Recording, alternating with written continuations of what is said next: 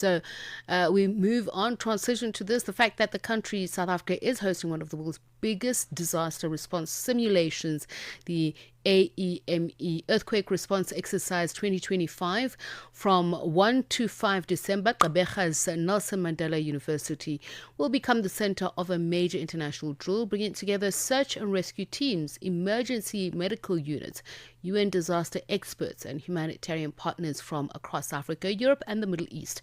The exercise, led by the National Disaster Management Center under the UN-mandated INSARAG framework, will test how fast and effectively responders can coordinate during a large-scale urban earthquake. We speak now to Dr Bongani Elias Sithole, head of the National Disaster Management Center. Very good evening to you.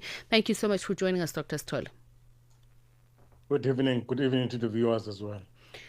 Perhaps let's just start with the AEME Earthquake Response Exercise 2025. What is the history of this international conference, the prestige that South Africa enjoys in hosting it, but what are we bringing to the table in terms of, when we talk about the largest international disaster simulations, where are we in development and innovation? Yeah, no, thank you very much again. As South Africa, we were the third country in Africa to have what we call it the Urban Search and Rescue Team, which was classified by the International Search and Rescue Advisory Group, commonly known as the INSARAG. So what we are bringing on the table is a combination of experts coming from national governments, coming from provinces across the country, coming from different municipalities, to form this kind of a team which we have in South Africa. Now, it's the first of this kind of exercise happening in Africa.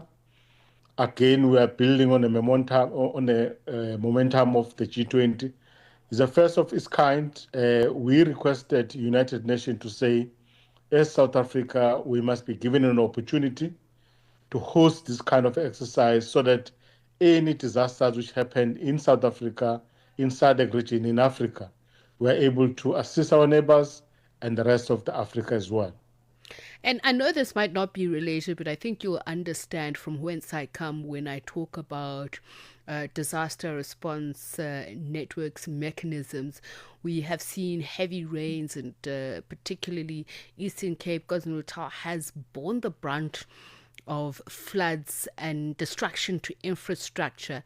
And the question often seems to be asked, what is South Africa's disaster or risk profile, and how is it managed? Is there a relation? Is there a network that also brings into it, in an event of a seismic disaster, or is it separate? Just tell us about the system that we have built in terms of disaster response here in South Africa. Yeah, no, definitely there is a link, because if you go back around 2022, the floods which we experienced in KZN and in Durban, and what we recently experienced here in Umtata around June this year, there is a link, because what this exercise is also trying to test is the capability and also the response time, how we respond to those disasters, because the issue of search and rescue is also applicable in the disaster space, because there are situations where people got washed away and we need actually to recover those bodies. Sometimes it's very difficult to recover those bodies in the difficult situation. The teams under the urban search and rescue, they come handy in terms of being deployed in those kind of situations. So this exercise, it would definitely add value in the space of disaster management as well. We recently had a weather warning, especially in Gauteng, of I think level 9, which is unprecedented. And I know the province was congratulating itself on how it managed that. But then the argument was that, well, the weather pattern or the event was not really to the expected level 9. Warning systems are very good, but to rapid response and recovery planning, how do we judge? What is our scorecard, and is it an honest one? How are we looking to these USAR teams, emergency medical teams, UNDAC experts and humanitarian partners from here and abroad to help improve our available capacity?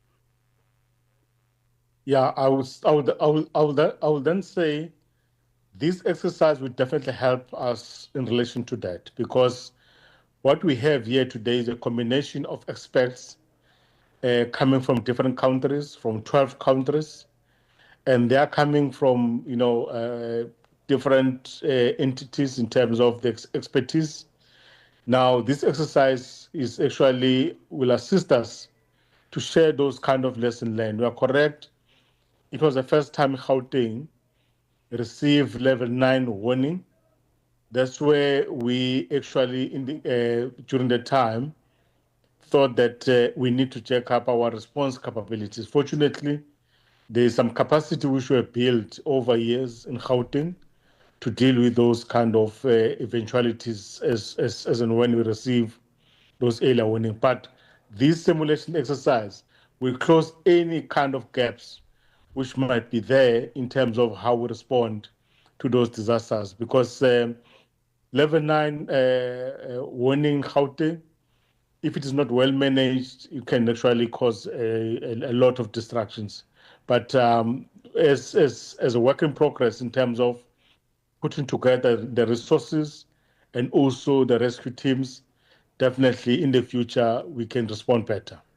We are known and respected for being an economic hub, if not the biggest on the continent. But how are we bringing our flex to this game? What are we saying for the South African audience to say, actually, we do have a lot to showcase. This is what we have achieved in the past. And it's not just a PR exercise, it's not a marketing strategy.